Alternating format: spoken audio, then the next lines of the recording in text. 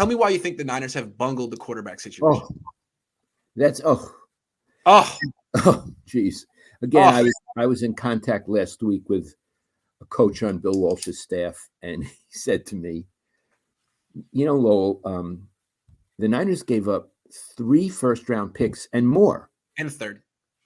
Gave up 3 first-round picks and a third for a guy from Division II. Yeah. Who had only played 1 game his final season. Yes. He said, Bill never would have done that. He said, it's disproportionate. It hurts the rest of the team. And he said, look. Yeah, Bill was more likely to trade down, right? That's what he did in 1986. And when he traded for Young, he traded a second and a fourth, something like that, when he traded for Steve. Yeah. And he said, Bill, it's too valuable, those picks. And for someone from Division II and who'd only played 1 game his final season, he said it couldn't have happened. And this coach felt, again, it's bungling it. It's and beyond that, look, I know that you're pretty positive about Trey Lance. You've seen him much more than I have. But from my point of view, at least from the experience I've had covering football, there's no guarantee that Trey Lance is going to be Aaron Rodgers. I agree. Or Russell Wilson. I never said he's going to be Russell Wilson or Aaron Rodgers. I think he's better than Jimmy Garoppolo. But in my opinion, that's a pretty low bar. Low bar. So pretty low bar. Yeah. And what's compounds it is the Niners themselves don't seem to have confidence in him. That's the problem. They don't seem to have confidence. They traded all that for him. And they sort of talked around it when people asked later on when they weren't playing it. Well, we're playing Jimmy. Then what'd you get this guy for? And it's not just that. It's like you gave up everything for him. You traded way more than you should have for really a veteran Pro Bowler. You gave it up for someone who was totally unproven from a small conference, and then you lost your nerve. That's what happened. And Iggy, I want to tell you something.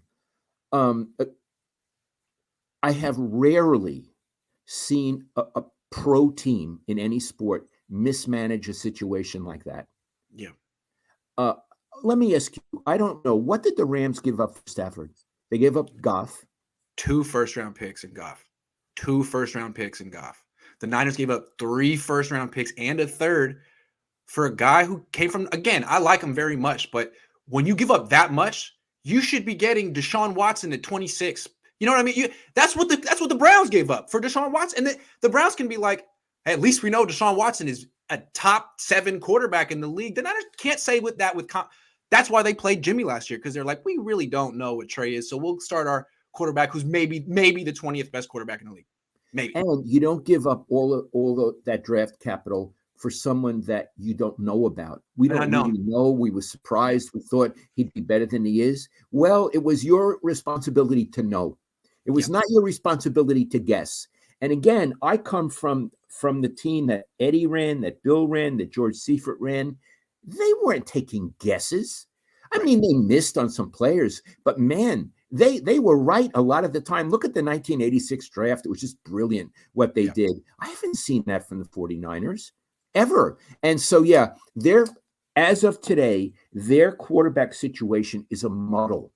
It's a muddle. They have one guy who's a veteran who's not good enough, and they have another guy who's really like a rookie again, who they don't know enough about.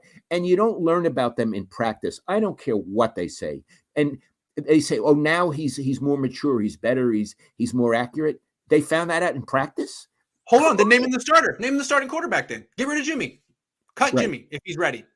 Until they cut Jimmy, they're saying that they're not 100% sure, and maybe they want a fallback option. And you're absolutely right. Yeah. You're right. Yes. That's pretty bad. That's pretty bad. And it doesn't help Trey Lance because, again, you're not just having him compete with some guy. You're having him compete with the guy who everyone in the locker room loves. The guy who's the leader of the team. How can Trey Lance just tell everyone, hey, I'm the leader now? Unless he's far and away better than Jimmy Garoppolo. And how is he going to even prove that? In practice? He's inexperienced. I mean, I think probably what's going to happen if they have a quarterback competition this offseason, there'll be days that Trey looks better. There'll be days that Jimmy looks better. So what do? I'll probably go with Trey because he could improve and Jimmy won't. But what are they going to do? I want to tell you an old story that relates to this, and it's about, Trey Lance trying to lead the team if Jimmy were still on the roster. Yeah. One game years and years ago, Joe Montana had to come out during the game for some reason. And Steve Young came off the sideline and he got in and he started telling, we're going to do this, in the huddle. Well, one of the players in the huddle said to me, who the hell was he to tell us that? Yeah. Who the hell was he? Joe, it was Joe's team. This is talking about Steve Young. Yeah. And I went to one of the coaches and I said, this is what a player told me. And the coach said, oh boy, Joe earned that respect over years. You don't just walk into a huddle and get it. And that's what Trey Lance is facing. Right. It's from Steve's perspective, he has to show I can command this huddle. Yeah. I have to command. It's part of it's part of the job, but it's really actually a socially delicate thing. This is not your team, dude. If they had drafted you and Joe weren't here, then yes, you would do that. But it's not your team. And so what? How is Steve supposed? Was he supposed to be? Hey guys, if it's all right with you, I would really like to do this. I mean, there's nothing. He can't win that situation, right? He was in a bad situation, but that he's really either coming on too strong, or he's too mean. He's not a leader. He's too much of a leader. I mean, you got to pick a quarterback. Hey, Iggy, this brings me to a side issue, but what I want to talk about. Yeah. The reason a player told me that was because I went in the locker room, and because of COVID, have not been in the locker room for 2 years. 2 years. So when you go into a locker room, you learn things. Yes. Guys will say, hey, Lo, come over here. I want to tell you something. I mean, I had that happen a lot. I had phone numbers. Lo, can I give you my phone number? Or could I have your phone number? Can we talk tonight? Things like that. So you're going to be going back in the locker room, and I can't tell you how important that is. Yes. I also have told you, we've already mentioned, but I'm going to tell our viewers, you're very controversial. You're probably the most controversial guy who covers them on a daily basis. There may be some flack when you go in there. Yeah, it's true. I mean, certainly. I've had flack before. Yeah. And my only advice is if a player starts yelling at you, you allow him to do it because you've had your say. That's true. And it's fair to equal the scales. Yep. And you don't even argue. You know, whatever he says. And then when it's over, you say, okay, you've had your say. Would you like to talk? Now, some of them will. Some of them will say, get the hell out, get out of my face. And you say, okay, maybe we'll talk another time. But you've been a gentleman and you've allowed him to ventilate, and he'll come back to you later on. That's cool. I think that could happen. I think I'm anticipating a slightly different thing, though, because it was different in the 80s and 90s. I feel like that was a much more verbally aggressive, contentious era. Yeah. And now, like, these are kids younger than me, and they do a lot of their fighting online and in person. It's not a lot of yelling.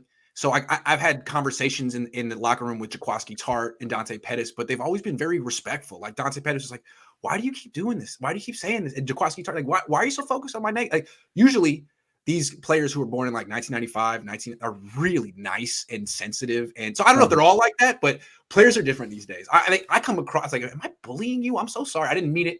So anyway, if Mike McGlinchey were to talk to me, or Eric Armstead, I think they'd probably do it with like class and stuff and make me feel bad. But anyway, I'm ready for whatever. Yeah, I want to prepare you for the worst case scenario. I'd like to see what Debo says if he comes up to me and says, why are you making everything about football? Why are you assuming that? Dude, we all think that, man. Why did you block me? Yeah, what is it about? The opera?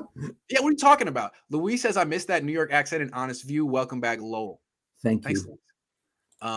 Rick says, I think Debo got his recognition from being a wide back. If we had a quarterback that could throw him the ball, we wouldn't need him to run the ball. Trade him for DK and get us a real threat.